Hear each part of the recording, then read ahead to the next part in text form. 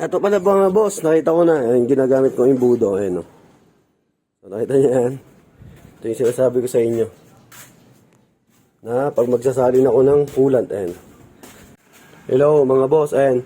Doon sa mga customer ko na nagtatanong doon kung ano yung ginagamit natin coolant dito sa Z1000 natin. So, meron tayong coolant dito na ginagamit. Ayun, mag-change oil tayo eh. Yan yung filter, yun yung langis. Ito yung pang natin, pang salo. Then ito yung pang-improvise natin, oh. Para nagsasalin tayo ng coolant. So, yung ginagamit natin, ito, yung coolant na to.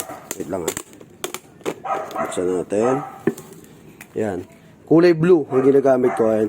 Dito sa mga Honda, sa BRB, Brio, mga City, saka yung mga magagandang klaseng engine, blue ang ginagamit na coolant. Yung green kasi, pang mga old model yon na engine ngayon, mas magandang gamitin tong blue sa mga medyo latest saka latest na makina. Ayan, so ginagamit natin. Salin natin dito, pakita ko sa inyo. Ayan, sakto mag-change oil tayo eh. Ayan o.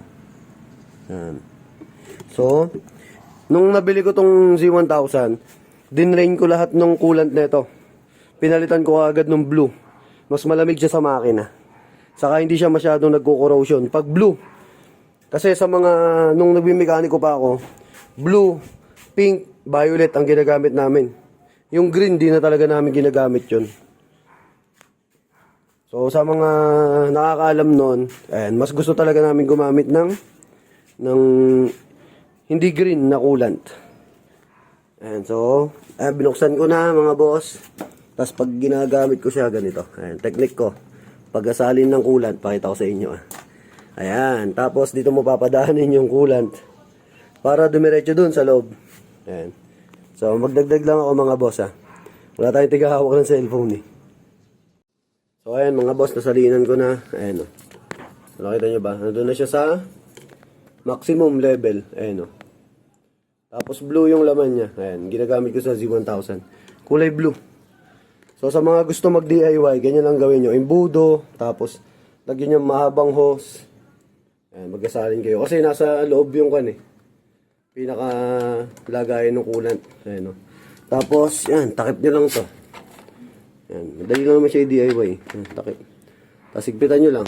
Yan, goods na yan. Yan. So, ayun yung ginagamit natin sa Z1000 natin na coolant. Yan, so all good. So, maraming salamat. Yan. Pinakita ko lang sa inyo kung anong ginagamit kong coolant sa Z1000, sa yan sa Brio, dito sa BRB. Ayan, dito yung lagayan ng coolant ng sa BRB. Blue din yung ginagamit ko dyan. So, thank you. Maraming salamat. Ride safe, ingat. God bless.